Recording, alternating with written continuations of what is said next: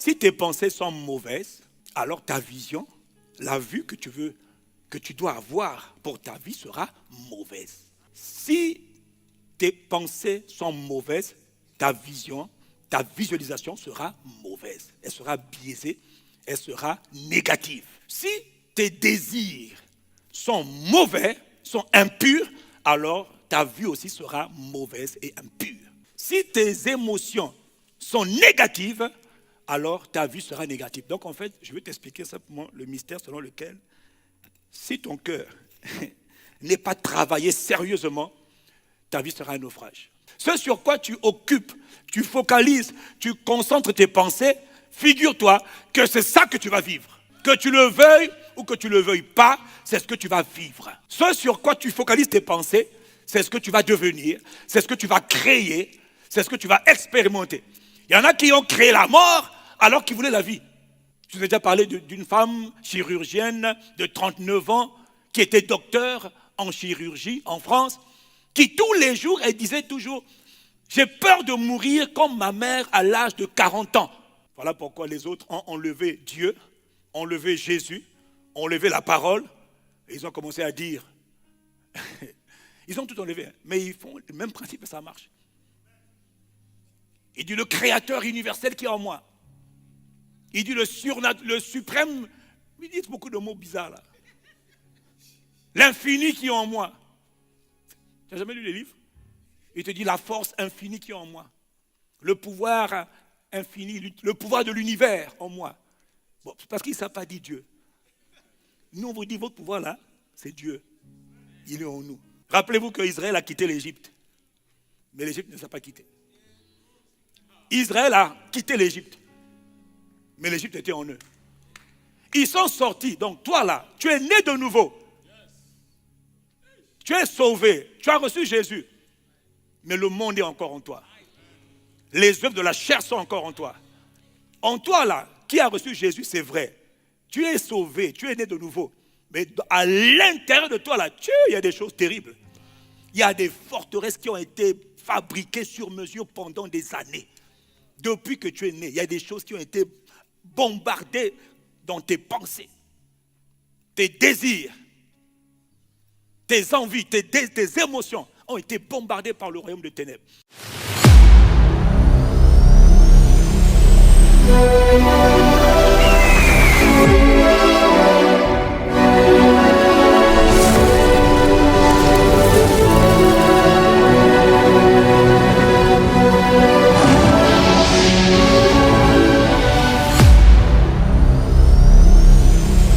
Est-ce que je peux parler? Tout est dans le cœur. C'est la qualité du cœur. L'intensité de la parole dans le cœur. Ce que tu vois provient de ton cœur. Dans le cœur, il y a quoi? 1, il y a les pensées. 2, il y a quoi? Il y a les émotions, c'est-à-dire ce que je ressens. 3, il y a quoi? Les désirs. La volonté, mes désirs. Dis avec moi les désirs. Toi, tu as des désirs. Tu ne peux pas me dire le contraire. Toi qui m'entends là, tu as des désirs. Célibataire, marié, enfant, tu as des désirs. C'est juste que certains, c'est étouffé. D'autres, ce n'est pas étouffé. Mais tout le monde a des désirs. Tu as envie, désir de manger, ce n'est pas désir. Désir de voir, ce n'est pas désir. Ou bien désir d'être beau, belle, ce n'est pas désir. Mais tu as des désirs. Ton habillement révèle les désirs que tu as.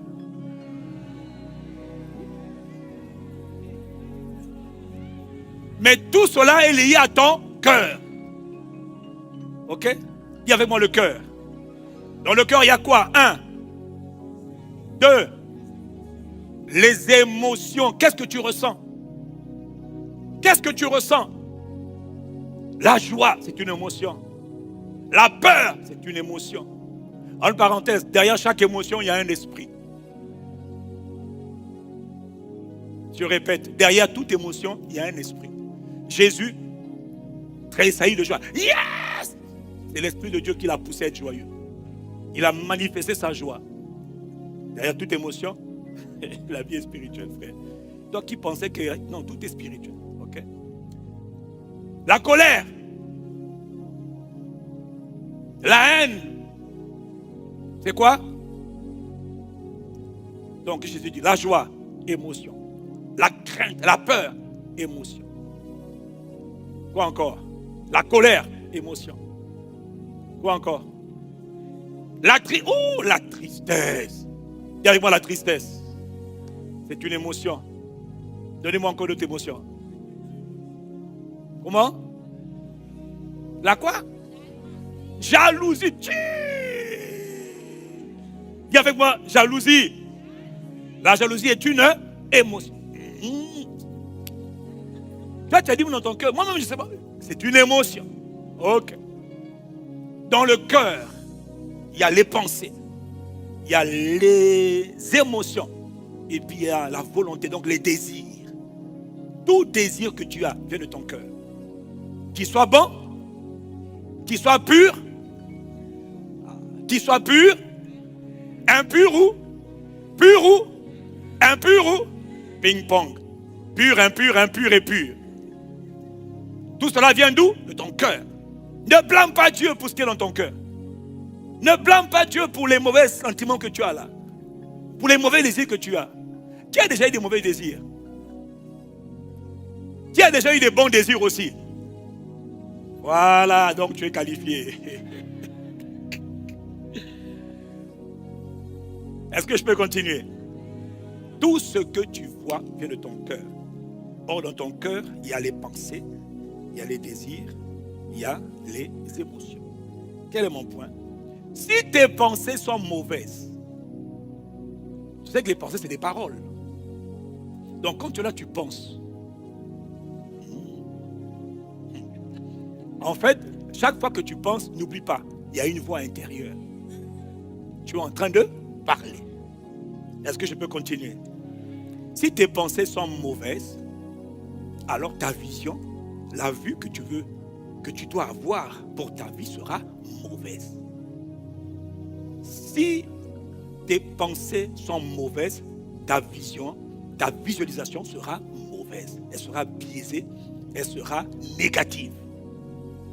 Si tes désirs sont mauvais, sont impurs, alors ta vie aussi sera mauvaise et impure.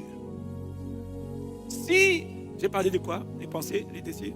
Si tes émotions sont négatives, alors ta vie sera négative. Donc en fait, je vais t'expliquer simplement le mystère selon lequel, si ton cœur n'est pas travaillé sérieusement, ta vie sera un naufrage. Ok? Est-ce que je peux continuer? Est-ce que je peux continuer? Donc je vais parler en particulier des pensées. Mais ce que je dis pour les pensées sont vrais pour les désirs. Ce que je dis pour les pensées, pour le cœur, en fait quand je parle donc du cœur, je parle des pensées, des désirs et des envies. Non, pardon. Pensée, t'as vu, hein? Pensée, désir et émotion. Ce que tu ressens. Ce que tu ressens. Ok? Quelqu'un dit amen et j'avance. Je m'attache au premier niveau qu'on appelle les pensées. Parce que ce que tu penses vient de ton cœur. Et si ce que tu penses est donc mauvais, ton cœur est mauvais. Et si ton cœur est mauvais, voilà ce qui va se passer, ta vie sera mauvaise. Il est écrit, Proverbe chapitre 23, verset 7. Car il est comme les pensées de son cœur. Qui connaît ce passage? Qui sait que l'homme est le reflet de ses pensées? Qui a déjà entendu ça? Lève ta main bien haut. Ok. Dis avec moi, l'homme est le reflet, est le résultat de quoi? De quoi? Version français facile veut dire que tu deviens dans la vie ce à quoi tu penses, mais je précise ce à quoi tu penses régulièrement, ce à quoi tu penses fréquemment, ce à quoi tu penses continuellement. Autrement dit, ce sur quoi tu occupes tes pensées, ce sur quoi tu projettes tes pensées, ce sur quoi tu focalises, tu concentres tes pensées, je le dis parce que c'est tellement important de le comprendre. Ce sur quoi tu occupes, tu focalises, tu concentres tes pensées, figure-toi que c'est ça que tu vas vivre. Que tu le veuilles ou que tu ne le veuilles pas, c'est ce que tu vas vivre. Ce sur quoi tu focalises tes pensées, c'est ce que tu vas devenir, c'est ce que tu vas créer, c'est ce que tu vas expérimenter. Il y en a qui ont créé la mort alors qu'ils voulaient la vie. Je vous ai déjà parlé d'une femme chirurgienne de 39 ans qui était docteur en chirurgie en France, qui tous les jours, elle disait toujours, j'ai peur de mourir comme ma mère à l'âge de 40 ans. Ma mère est morte à 40 ans. J'ai peur de mourir comme ma... Elle était chrétienne, elle prêchait l'évangile. Elle était prédicatrice de l'évangile. Ton cœur s'en fout de savoir si tu es prédicateur ou pas. Ton cœur cherche ce qui est à l'intérieur. Et ce qui est à l'intérieur de ton cœur, il va te le produire. Il y avait la peur de la mort dans son cœur. Elle n'a pas traité le problème de la peur de la mort. D'autres, c'est la peur de ne pas avoir d'enfant. Tout ce dont tu as peur de manière régulière, c'est ce que tu vas vivre. Tu dis, Seigneur, donne-moi un enfant. Je veux un enfant. Tu n'auras pas d'enfant. Parce que dans ton cœur, il y a quelque chose qu'on appelle la peur. Cette peur vient de tes pensées. Et elle s'est mélangée avec tes émotions. Maintenant, il y a la peur. Et puis, il y a la pensée de la peur. Il y a la pensée de l'échec. Tu vas vivre ce que tu penses. Soit alors que tu ne voulais pas ça. Cette femme docteur, elle est morte à 40 ans. Donc, des années avant, elle avait peur. Et bien, ce dont elle avait peur, l'a rattrapée. Job 3, verset 25. Ce que je crains, ce dont j'ai peur,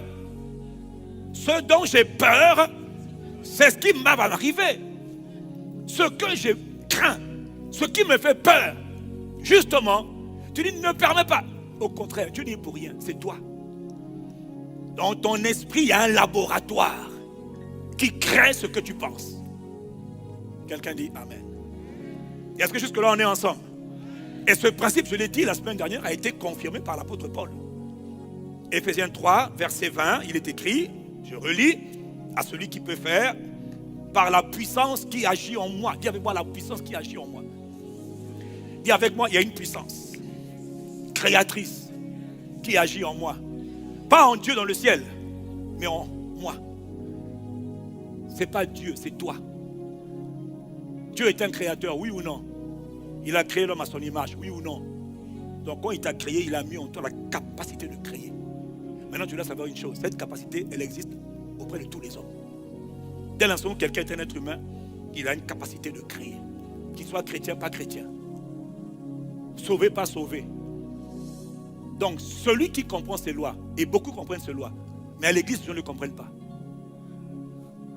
Là, on parle pas d'abord de la prière. Bien sûr, Paul parle de la prière.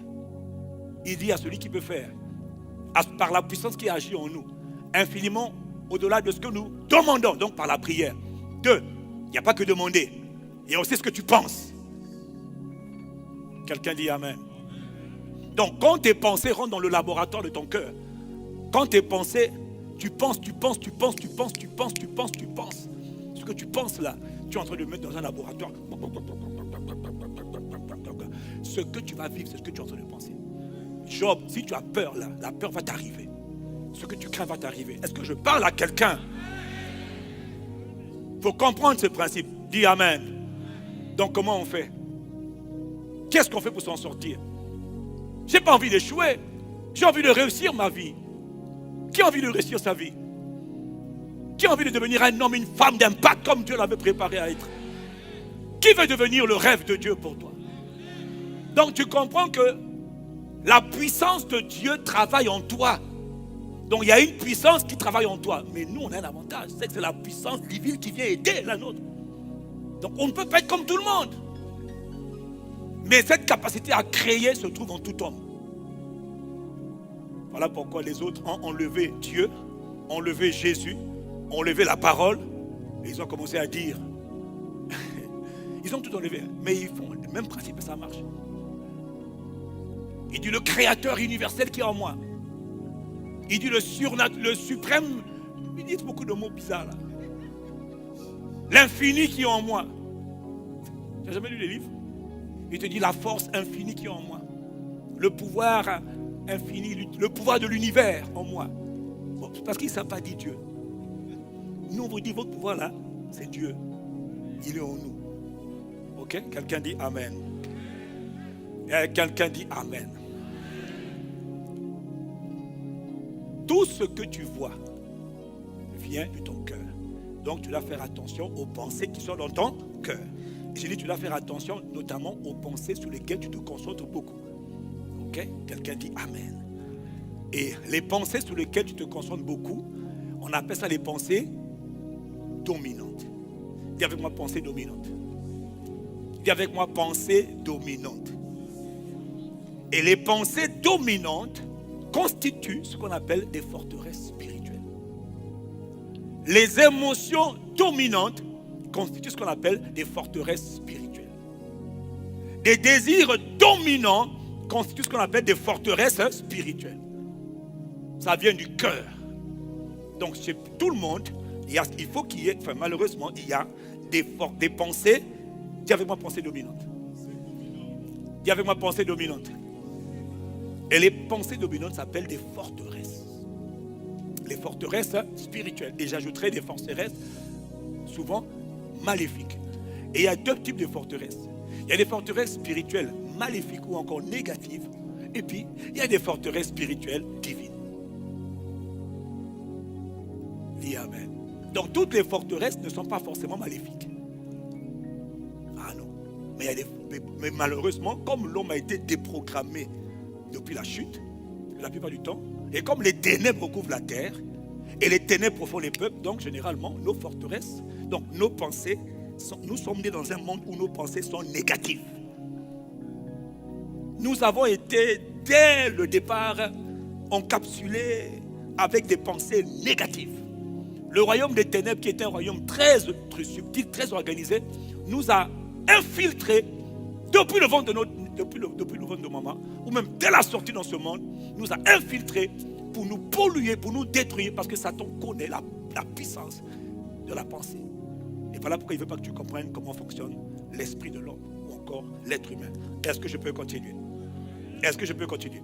Donc on sait que Paul nous dit, tu connais ce passage où il dit, si nous marchons dans la chair, nous ne combattons pas dans la chair, car les armes avec lesquelles nous combattons ne sont pas charnelles, elles ne sont pas humaines, mais elles sont puissantes par la vertu de Dieu pour renverser,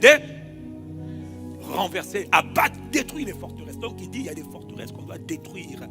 Et ces forteresses, elles sont à l'intérieur de l'homme. Ah oui, elles sont à l'intérieur.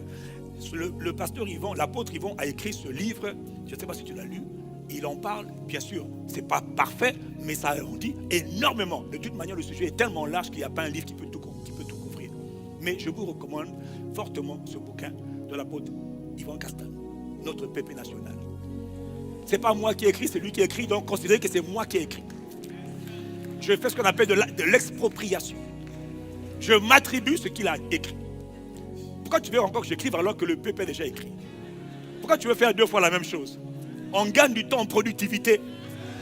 Quelqu'un dit Amen. Donc, je vous demande, je ne pense pas qu'il soit à la librairie. Frère, dans la vie, j'ai compris que celui qui cherche trouve. Débrouille-toi pour avoir ce bouquin. Parce que ce bouquin, pour moi, c'est un must, c'est une nécessité pour tout homme, pas chrétien, tout le monde. La raison pour laquelle nous souffrons dans l'église, hors de l'église, c'est à cause de ça. On n'a pas compris ce qu'on appelle les forteresses intérieures. Rappelez-vous qu'Israël a quitté l'Égypte. Mais l'Égypte ne s'est pas quittée. Israël a quitté l'Égypte. Mais l'Égypte était en eux. Ils sont sortis. Donc toi là, tu es né de nouveau. Tu es sauvé. Tu as reçu Jésus. Mais le monde est encore en toi. Les œuvres de la chair sont encore en toi. En toi là, qui a reçu Jésus, c'est vrai. Tu es sauvé. Tu es né de nouveau. Mais à l'intérieur de toi là, il y a des choses terribles. Il y a des forteresses qui ont été fabriquées sur mesure pendant des années.